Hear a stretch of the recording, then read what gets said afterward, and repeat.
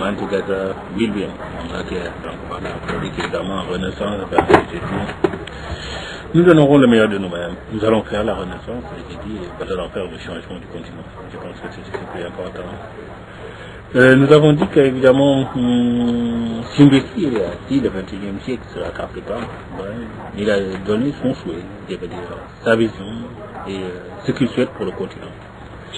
Et nous disons que, voilà, exactement, il a exprimé un bon souhait, évidemment, je veux dire, une belle vision, que évidemment, tout Africain doit, je veux dire, être fier, évidemment, de défendre, je veux dire, de véhiculer et de concrétiser. Exactement, c'est ça le sens de la Renaissance. Mais évidemment, tu sais, comme on dit, le 21e siècle, c'est l'Africain, évidemment. C'est une réponse, évidemment, à l'Europe colonisatrice, comme on dit. Parce qu'évidemment, tu sais, exactement, l'Europe, comme on l'a dit, au début, évidemment, on dit l'Afrique était, comme on dit, au début de l'histoire, était l'Afrique. L'Afrique, berceau de l'humanité. L'Afrique, berceau de la civilisation. Au moment où l'Europe était encore dans la longue nuit noire, pour paraphraser Cheikh Anta Diop, les sociétés africaines étaient. Donc voilà. Évidemment, c'est cette Afrique-là que Becky veut ressusciter. Exactement. Parce qu'évidemment, pour nous, évidemment, qui sommes nés après, bon, ce qu'on dit indépendance, ben, tu sais, parfois, évidemment, on fait comme l'Europe. L'Europe, parfois, il sait quelque chose, mais l'Europe fait semblant de ne pas savoir. Tu sais, quand on dit Afrique berceau de l'humanité, berceau de la civilisation, leurs savants disent, mais c'est quoi cette Afrique? Et tu vois, l'homme le plus ancien, on te le fera sortir où? N'importe où. Parfois, on le fait.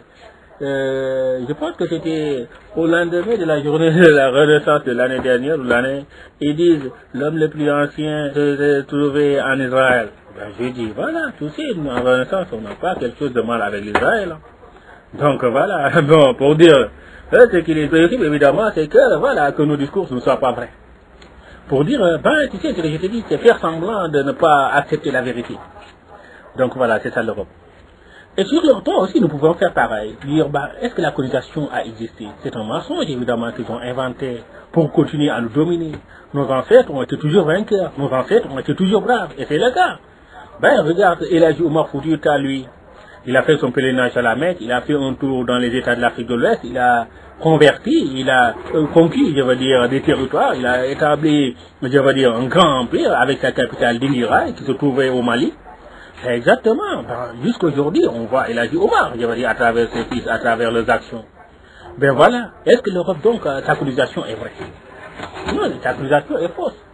Pour dire, évidemment, je disais, c'est pareil, avec exactement l'exemple de Cheikh Ahmadou Bamba, le fondateur du mouridisme.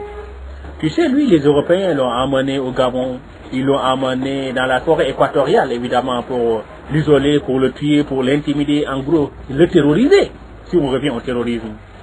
Mais exactement, il était terrorisé, on l'a expulsé de chez lui, l'a mené là-bas, évidemment, tout ça, le but, évidemment, c'était faire éteindre la culture sénégalaise qu'il défendait et la religion islamique qu'il véhiculait. Et là aussi, on peut se demander si la colonisation était vraie. En gros, évidemment, pour dire évidemment, donc, le but de la colonisation, évidemment, qu'on dit avoir triomphé, ben, la colonisation a échoué.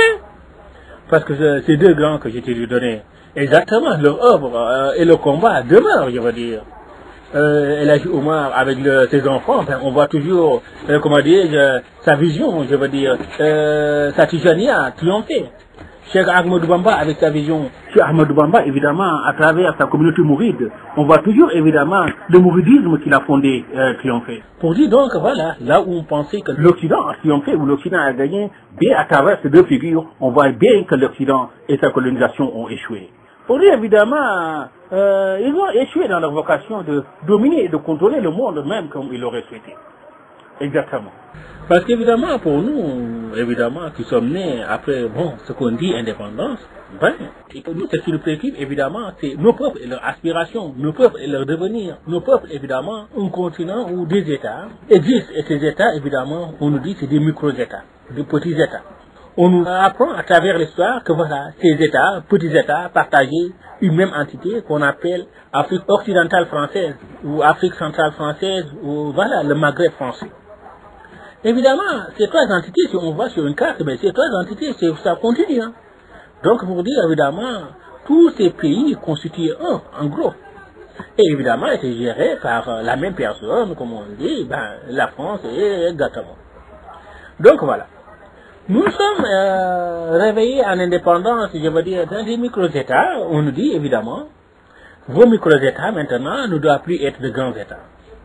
Alors que je dis, les trois espaces conjugués que je viens de te parler étaient dirigés par un même pays étranger, encore une fois.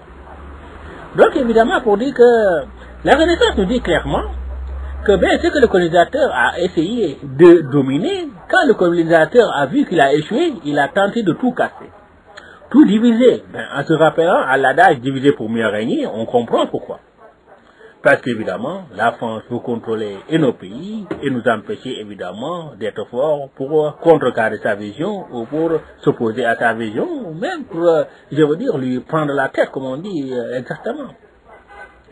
Donc, bien évidemment, la logique dit donc que les micro-États que nous avons vus à l'indépendance, évidemment, c'est le désir évidemment de la France. Ben, une question se pose.